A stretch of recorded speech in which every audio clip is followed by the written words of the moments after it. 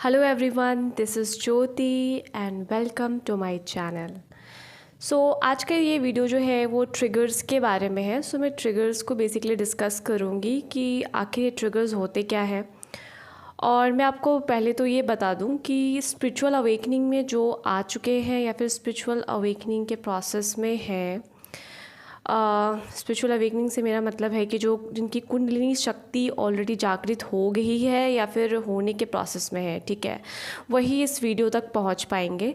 तो आज हम डिस्कस करेंगे ट्रिगर्स को लेकर। तो बेसिकली ट्रिगर्स होता क्या है। तो क्या होता है कि जब आप स्पिरिचुअल अवेकनिंग में आ जाते हो तो कई जगहों से आपके जो भी पास्ट के वुंड्स या फिर जो भी ट्रॉमास है वो एक एक करके आपके सरफेस पे आना स्टार्ट होता है, ठीक है।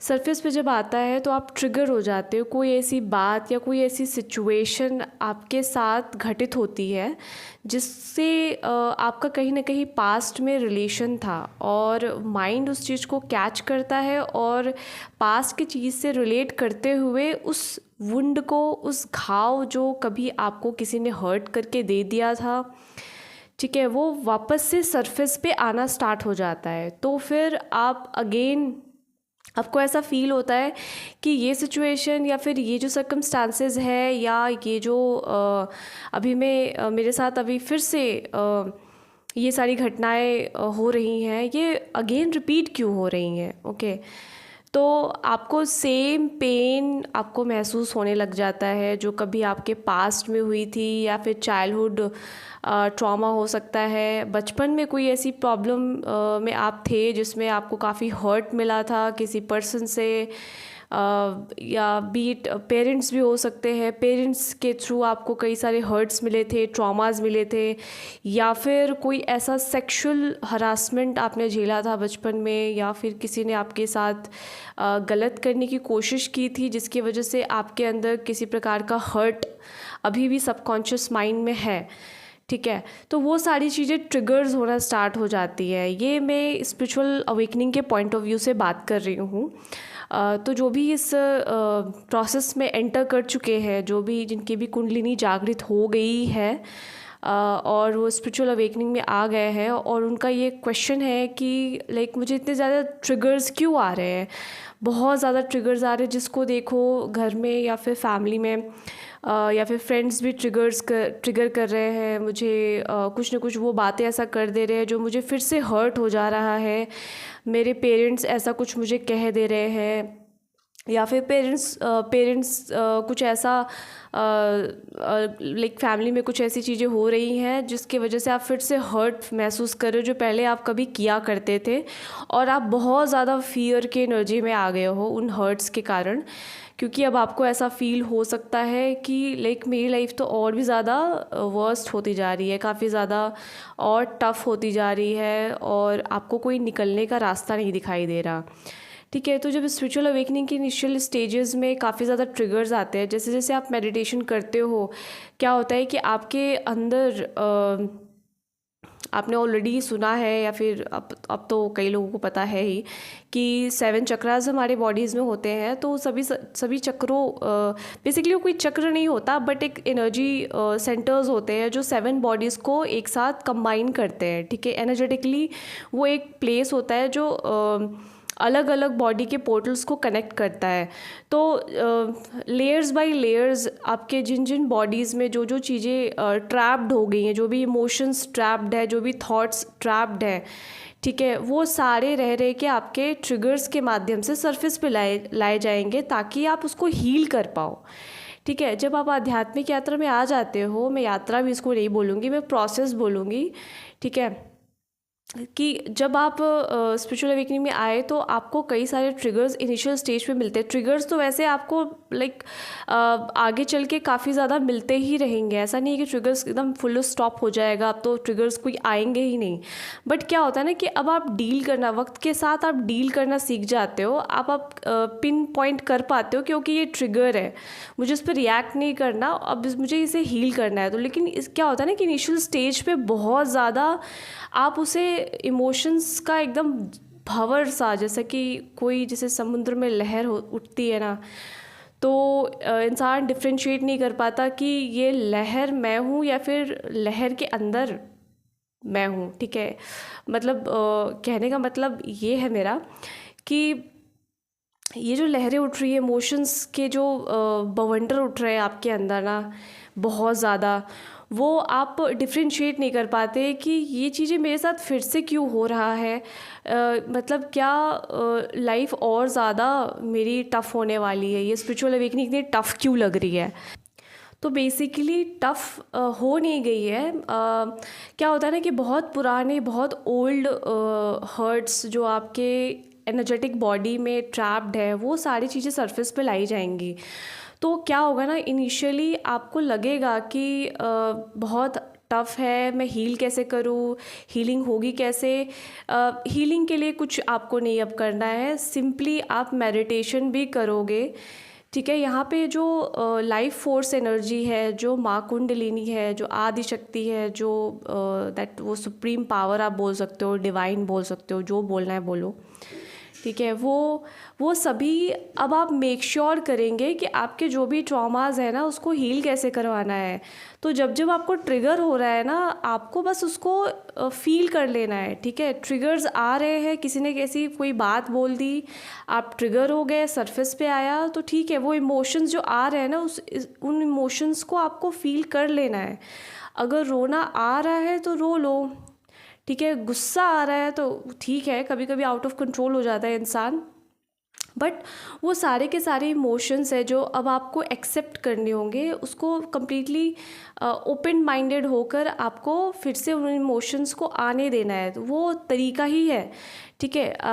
जो माँ कुंडलिनी है, जो आदि शक्ति है, वो उसका तरीका है। वो अब आपको हील ऐसे ही करवाती है। वो क्या करेगी, अब आपके जो बाहर की 3D रियलिटी है, वो कम्प्लीटली डिवाइन के हाथों में है, ठीक है। तो आप ट्रिगर होगे कैसे, क्या आप सोच रहे हो कि अरे स्पिरिचुअल अवेकनिंग में हम आ गए हैं, ठीक है, तो भगवान मुझे क्यों नहीं पैसों की बरसात कर दे, तो सब कुछ लाइफ तो ठीक हो जाएगा, फिर मेरे पास पैसे होंगे तो मैं इस आइसोलेशन से निकल भी जाऊंगी, पैसे होंगे तो मैं कहीं और चली जाऊंगी या चले जाऊंगा, ठीक है, मैं ये कर लूँगा वो कर लूँगा। तो ठीक है, यहाँ पे ये सारी चीज़ें हेल्प नहीं करने वाली, क्योंकि यहाँ पे डिवाइन का जो मेन पर्पस है, जो आदि शक्ति का मेन पर्पस है, आपके डीपेस्ट से डीपेस्ट वुंड को जड़ से हटाना, ठीक है, ताकि आप अब उस पैटर्न को कम्प्लीटली रिमूव कर सको और वापस से अपनी लाइफ में उसको दोहराओ नहीं, ठीक है। उस कर्मा को या फिर वो जो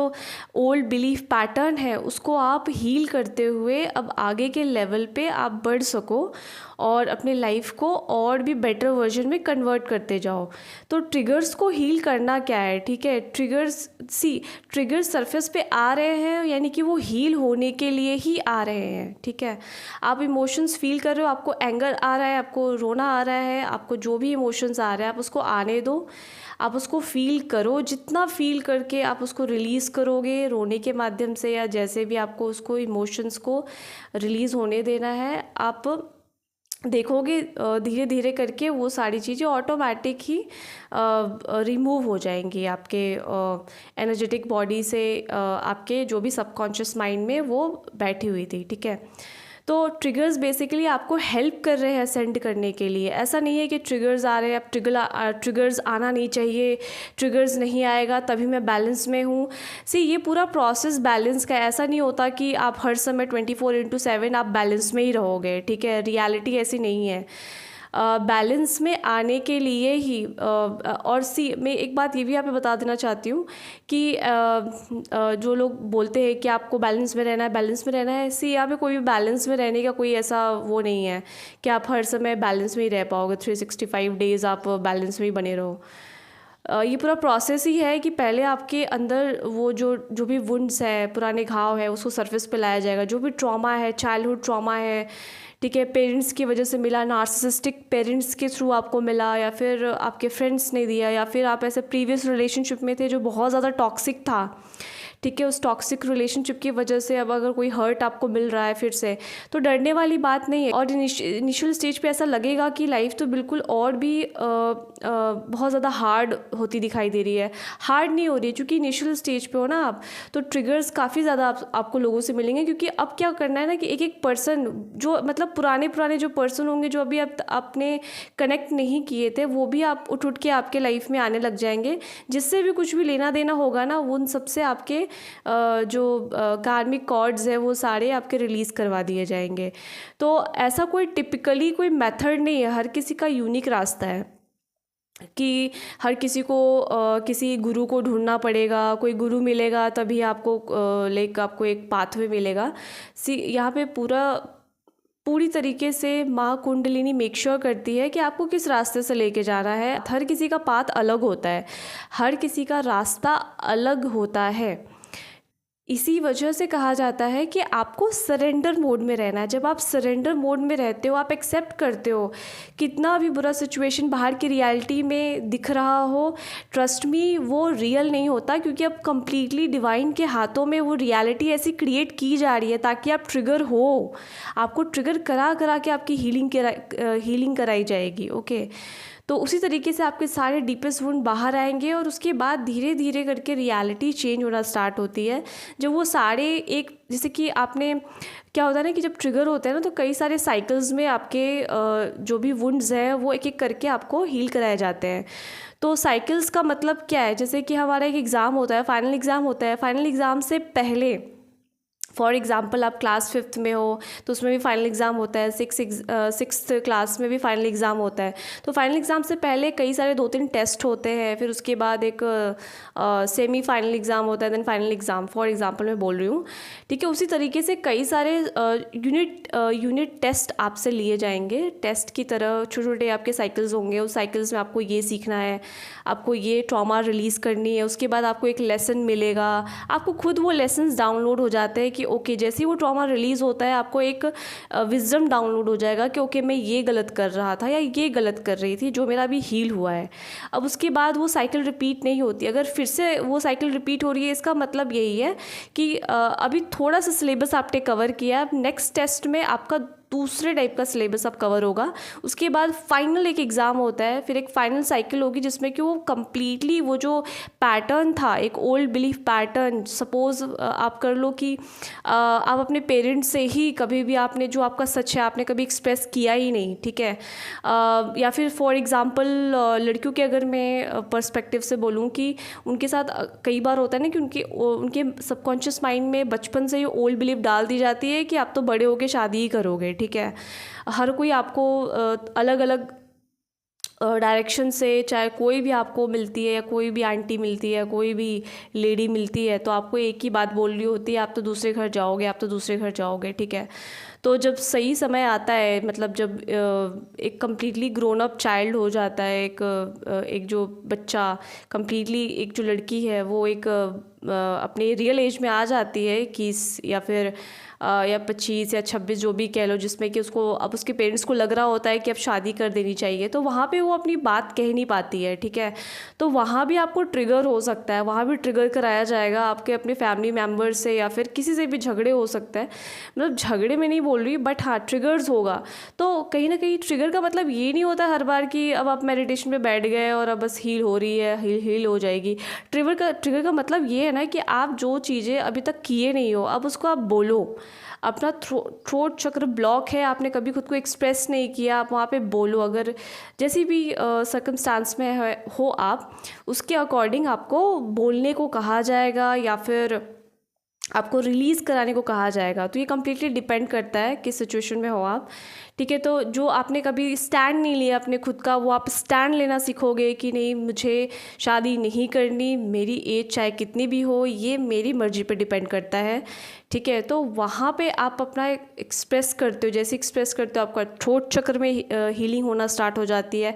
तो ऐसे करके ऐसा नहीं होता है कि एक ही बार में थ्रोट चक्र या फिर जो भी 7 चक्र है वो हील हो जाते हैं, लेयर वाइज लेयर आपके हील होंगे, ठीक है। और 7 सारे चक्रों पे आपका काम चल रहा होता है। ऐसा नहीं वो एक पर्टिकुलर पहले हील होगा, उसके बाद दूसरा चक्र पे जाएगा एनर्जी, फिर ऐसे हील होगा। वो सारे चक्रों का 1 बाय 1 जो भी ट्रिगर है, लेयर बाय लेयर्स आपके ट्रिगर करा के हील कराए जाएंगे, ठीक है। तो इसलिए घबराना नहीं है। आप जिस भी सिचुएशन में जो भी रियलिटी बाहर दिख रही है वो रियलिटी आपको डरा सकती है, लेकिन अगर वो रियलिटी क्रिएट नहीं करेगी कुंडलिनी माँ, तो कैसे आप हील करोगे, कैसे आप ट्रिगर होगे, कैसे आपको पता चलेगा कि ये वुंड है।